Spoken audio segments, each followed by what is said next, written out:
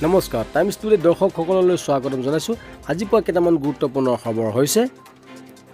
নমস্কাৰ, আজিৰ দিনটোত কেইটামান গুৰুত্বপূৰ্ণ খবৰ এয়া আপোনালোকলৈ লৈ আহিছোঁ। আজি কৰোনাৰ শেহতীয়া আপডেট।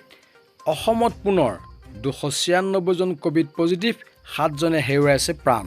অসমত পুনৰ 296 জন কৰোনাত আক্ৰান্ত। ইয়াৰে 116 জন কামৰূপ মেট্ৰ'ৰ, 27 জন কামৰূপ গ্ৰাম্য, 22 জন বৰপেটা আৰু 20 জন যোৰহাটৰ। এতিয়ালৈকে ৰাজ্যত এই ভাইৰাছত আক্ৰান্ত লোকৰ সংখ্যা 6,10,941 জনলৈ পাইছে বৃদ্ধি। সোমবাৰৰ দিনটোত ৰাজ্যত হয় 335 জন লোক। ইফালে উক্ত দিনটোত ৰাজ্যত কৰোনাত আক্ৰান্ত 7 জনৰ মৃত্যু। এতিয়ালৈ ৰাজ্যত কৰোনাত আক্ৰান্ত হৈ চিকিৎসাধীন হৈ আছে 2,281 জন ৰোগী। এইবাৰ লৈ আছোঁ আন এটা গুৰুত্বপূৰ্ণ খবৰ। 5 মাহৰ ভিতৰত নতুনকৈ 33 লাখ সদস্য ভৰ্তি কৰিব কংগ্ৰেছ দলে। সোমবাৰৰ পৰা আৰম্ভ হ'ল অভিযান।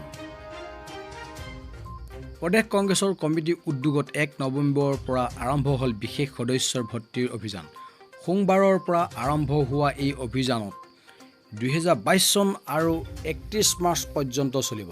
প্ৰদেশ কংগ্ৰেছৰ কাৰ্যকৰী সভাপতি ৰাণা গোস্বামীয়ে এই অভিযান সোমবাৰে ৰাজীৱ ভৱনত আনুষ্ঠানিক উন্মোচন কৰে। উন্মোচনী অনুষ্ঠানত উপস্থিত থাকি অসম কংগ্ৰেছৰ বিধায়িনী দলৰ দলপতি দেৱব্ৰত শইকীয়াই নিজৰ দলীয় সদস্যতাৰ পুনৰ নৱীকৰণ কৰি এই সদস্য ভৰ্তি অভিযান আৰম্ভণি কৰে। তেওঁকৈ ভৰ্তি অভিযান উন্মোচন কৰি প্ৰদেশ কংগ্ৰেছৰ কমিটিৰ কাৰ্যকৰী সভাপতি ৰাণা গোস্বামীয়ে কয় যে নিৰ্ধাৰিত অহা 5 মাহৰ ভিতৰত সমগ্ৰ অসমত 33 লাখতকৈ অধিক সদস্য ভাৰতীয় জাতীয় কংগ্ৰেছ দলত ভৰ্তি কৰোৱা হ'ব। 2013 চনৰ পাটনাৰ ধাৰাবাহিক বিস্ফোৰণৰ দোষীৰ শাস্তি ঘোষণা, 4 জনক ফাঁচী, 2 জনৰ যাৱজ্জীৱন কাৰাদণ্ড ৰায়। পাটনাৰ গান্ধী মৈদামত 2013 চনত নৰেন্দ্ৰ মোদীৰ হুংকাৰ ৰেলীৰ সময়ত হোৱা চিৰিয়েল ব্লাষ্টৰ গোচৰৰ শাস্তি ঘোষণা কৰিছে আদালতে। পাটনাৰ NIA কোৰ্টে সোমবাৰে গান্ধী মৈদামত চিৰিয়েল ব্লাষ্টৰ গোচৰত 4 দোষীক ফাঁচীৰ ৰায় প্ৰদান কৰাৰ লগতে 2 জনক দোষীৰ যাৱজ্জীৱন কাৰাদণ্ড, 2 জনক 10 বছৰ আৰু 1 জনক 7 বছৰ কাৰাদণ্ড বিহে। 2013 চনত হোৱা বোমা বিস্ফোৰণৰ গোচৰত NIA বিশেষ আদালতে 9 জন অভিযুক্তক বুধবাৰে দোষী সাব্যস্ত কৰিছিল আৰু এজনক অভিযুক্তক সাক্ষীৰ অভাৱত মুকলি কৰি দিছিল। দোষী সাব্যস্ত হোৱা 9 জনৰ আজি শাস্তি ঘোষণা কৰে আদালতে। NIA আদালতৰ বিশেষ ন্যায়াধীশ গুৰুবিন্দৰ মালহোত্ৰাই 2013 চনৰ পাটনাৰ গান্ধী মৈদামত হোৱা বিস্ফোৰণৰ গোচৰত ইমতিয়াজ আনছাৰী, মজিবুল্লাহ, হায়দৰ আলী, ফিৰোজ আছলাম, নোমান আনছাৰী, ইফতিখাৰ আহমেদ হুছেইন, উমেৰ ছিদ্দিক আৰু আজহাৰুল উদ্দিনক দোষী সাব্যস্ত কৰে। আনহাতে সাক্ষীৰ অভাৱৰ বাবে ফখৰুদ্দিনক মুক্ত কৰি দিয়ে। উল্লেখ্য যে 2013 চনৰ 27 অক্টোবৰত আয়োজিত বিজেপিৰ হুংকাৰ ৰেলীৰ মুখ্য বক্তা আছিল গুজৰাটৰ তদানীন্তন মুখ্যমন্ত্ৰী আৰু প্ৰধানমন্ত্ৰী পদৰ প্ৰাৰ্থী নৰেন্দ্ৰ মোদী।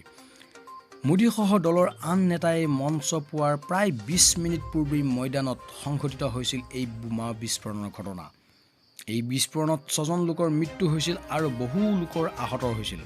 দেৱালী 2021 দেৱালী উপলক্ষে 5 নৱেম্বৰত স্থানীয় বন্ধ ঘোষণা কামৰূপ জিলা প্ৰশাসনৰ। দেৱালী 2021 চৰকাৰী কৰ্মচাৰীসকলৰ বাবে বিশেষ ঘোষণা। দীপাৱলী উপলক্ষে 5 নৱেম্বৰত স্থানীয় বন্ধ ঘোষণা কামৰূপ জিলাৰ প্ৰশাসনৰ। কামৰূপ জিলাৰ অন্তৰ্গত সকলো কৰ্মচাৰী কাৰ্যালয়, প্ৰতিষ্ঠান, বেংক বন্ধ থাকিব। অৱশ্যে পৰীক্ষা আৰু জৰুৰীকালীন সেৱাত নিয়োজিতসকলে এই বন্ধৰ সুবিধা নাপাব।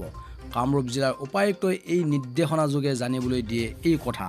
লাভলীনা বৰগোহাঁই সন্মানীয় অৰ্জুন বঁটা হাতেৰে স্পৰ্শ কৰি অভিভূত লাভলীনা ভাৰ্চুৱেলি গ্ৰহণ কৰিছিল 1 বছৰ পূৰ্বেই। ভাৰতবৰ্ষৰ তাৰকাৰ বক্সাৰ অসমৰ লাভলীনা বৰগোহাঁয়ে অৱশেষত স্পৰ্শ কৰিলে সন্মানীয় পদক অৰ্জুন বঁটা। জাতিৰ গৌৰৱ লাভলীনা বৰগোহাঁয়ে বিশ্বৰ বক্সিং আৰু কমনৱেলথ গেমছত দেখুওৱাৰ পাৰদৰ্শিতাৰ বাবে 2020 চনত কেন্দ্ৰীয় চৰকাৰৰ ক্ৰীড়া মন্ত্ৰালয়ৰ পৰা লাভ কৰিছিল খেলৰ সন্মানীয় অৰ্জুন বঁটা। এই সময়ত পাটিয়ালাত থকা লাভলীনাই কোভিডৰ বাবে ভিডিঅ' কনফাৰেন্সত থাকিয়েই দেশৰ ৰাষ্ট্ৰপতি ৰামনাথ কোবিন্দৰ পৰা গ্ৰহণ কৰিছিল অৰ্জুন বঁটা। পৰৱৰ্তী সময়ত কোভিডৰ পৰিস্থিতি তুলনামূলকভাৱে কিছু উন্নত হোৱাৰ সোমবাৰে দেশৰ ক্ৰীড়া আৰু যুৱ কল্যাণ মন্ত্ৰী অনুৰাগ ঠাকুৰৰ পৰা অৰ্জুন বঁটা গ্ৰহণ কৰে তেওঁ। অৰ্জুন বঁটাৰ বিজয়ী অসমৰ 6গৰাকী খেলুৱৈ লাভলীনা বৰগোহাঁয়ে এবছৰ মূৰত এই সন্মানীয় বঁটা চুবলৈ পাই উৎফুল্লিত অনুভৱ কৰে। উল্লেখযোগ্য যে টকিঅ' অলিম্পিকৰ পদকেৰে ভাৰতবৰ্ষক গৌৰৱান্বিত কৰা লাভলীনা বৰগোহাঁইৰ নাম বিগতৰ সপ্তাহত দেশৰ খেলৰ সৰ্বোচ্চ সন্মান মেজৰ ধ্যানচান্দ খেলৰত্ন বঁটাৰ বাবে জৰুৰী কমিটি নিৰ্মাণ কৰিছে। ডাইনীৰ সন্দেহত জীৱনতে জ্বলোৱাৰ চেষ্টা মহিলাক। বিজ্ঞান প্ৰযুক্তিবিদ্যাৰ জয় কৰাৰ সময়তো আমাৰ সমাজৰ পৰা এতিয়াও অন্ধবিশ্বাস ভাৱধাৰা আঁতৰ হোৱা নাই। ভূত পেট ডাইনী আদিবোৰ সঁচাকৈয়ে আছে নে নাই সেইটো কোনেও সঠিককৈ ক'ব নোৱাৰিলেও কিন্তু সৰহভাগেই ইয়াক বিশ্বাস কৰে। বিজ্ঞান শিক্ষাৰ প্ৰভাৱ পৰাৰ লগে লগে ৰাজ্যৰ পৰা বহু অন্ধবিশ্বাস আঁতৰ হ'ল যদিও ডাইনী বোলা অন্ধবিশ্বাসটো এতিয়াও আমাৰ সমাজত জীৱন্তত শিপাই আছে। এই কথাকে পুনৰবাৰ প্ৰতিপন্ন হ'ল ডিব্ৰুগড় জিলাৰ কঁঠালবাম গাঁৱত। আধুনিকতাৰ পোহেৰে ঢুকি নোপোৱা ডিব্ৰুগড় লেজাই অঞ্চলৰ ভিতৰুৱা এখন গাঁৱত হৈ আহিছিল ইজনৰ পাছত সিজনৰ লোকৰ। কেৱল তন্ত্ৰমন্ত্ৰ কলা যাদু পূজা পাতলৰ বিশ্বাসী গাঁওখনৰ একাংশ অশিক্ষিত এই ঘটনাবোৰৰ বাবে কাষ চাপিছিল বিভিন্ন বেজ পুৰোহিতৰ আদি। কেইবাজনো বেজে চম্পামুৰা নামৰ মহিলাগৰাকীলৈ টোৱাইছিল ইফালে গাঁওখনৰ বহু লোকে চম্পামুৰা গাঁৱৰ বিভিন্ন স্থানত চাকি বন্তি জ্বলাই পূজা কৰা প্ৰত্যক্ষ কৰিছিল।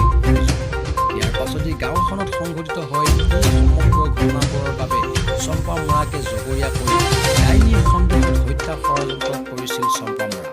অৱশেষত সোমবাৰে পুৱা মহিলাগৰাকীক জীৱনতে জ্বলাই হত্যা কৰাৰ চেষ্টা কৰিছিল অন্ধবিশ্বাসী একাংশ গাঁওবাসীয়ে। অন্ধবিশ্বাসৰ বলি একাংশৰ ভাষ্য শুনিলেই গম পাব বিজ্ঞানৰ এই যুগটো অন্ধবিশ্বাসে কেনেদৰে শিপাই আছে তেওঁলোকৰ ইতিমধ্যে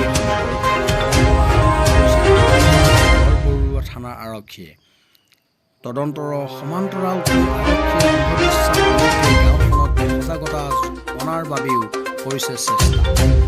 আনহাতে এই জঘন্য ঘটনাৰ বলি হোৱাৰ চম্পামুৰাৰ এই পৰ্যন্ত নাই কোনো সংগ্ৰাম। চম্পামুৰা কলৈ গ'ল তাৰ কোনো সুদূত্তৰ নাই গাঁওখনৰ আৰু ওচৰত। ডাইনীৰ সন্দেহত গাঁওখনত সংঘটিত এই ঘটনাৰ পাছতেই সমগ্ৰ অঞ্চলটোৰ সৃষ্টি হৈছে চাঞ্চল্য। আন এটা গুৰুত্বপূৰ্ণ খবৰ 2 নৱেম্বৰ তাৰিখে ঘোষণা কৰা হ'ব 2021 চনৰ অসম বিধানসভাৰ উপ নিৰ্বাচনৰ ফলাফলৰ ঘোষণাৰ সময়ত পালন কৰিবলগীয়া নীতি নিয়ম সম্পৰ্কে কি নিৰ্দেশ দিছে নিৰ্বাচন আয়োগে। মঙলবাৰে অৰ্থাৎ 2 নৱেম্বৰ তাৰিখে ঘোষণা কৰা হ'ব 2021 চনৰ নিৰ্বাচনৰ ফলাফল। মুঠ 5টা সমষ্টিৰ যোৱা 30 নৱেম্বৰত শনিবাৰে অনুষ্ঠিত হৈছিল 2 নৱেম্বৰত ঘোষণা হ'বলগীয়া উপ নিৰ্বাচনৰ ফলাফলৰ সন্দৰ্ভত ইতিমধ্যে নিৰ্বাচন আয়োগে জাৰি কৰিছে কেতবোৰ গুৰুত্বপূৰ্ণ নীতি নিৰ্দেশনা। জানো হওক কি আছে এই নিৰ্দেশনা। 1 নম্বৰ, ফলাফল ঘোষণা হোৱাৰ পিছত কোনো ধৰণৰ বিজয়ী সমদল আয়োজন কৰা অনুমতি প্ৰদান কৰা নহ'ব। 2, ৰিটাৰ্নিং বিষয়াৰ পৰা বিজয়ী প্ৰাৰ্থী অথবা তেওঁৰ প্ৰতিনিধিয়ে সময়ত 2জনকৈ অধিক লোকে সংগ্ৰহ দিয়াৰ ক্ষেত্ৰতো থাকিব নিৰ্বাচন আয়োগৰ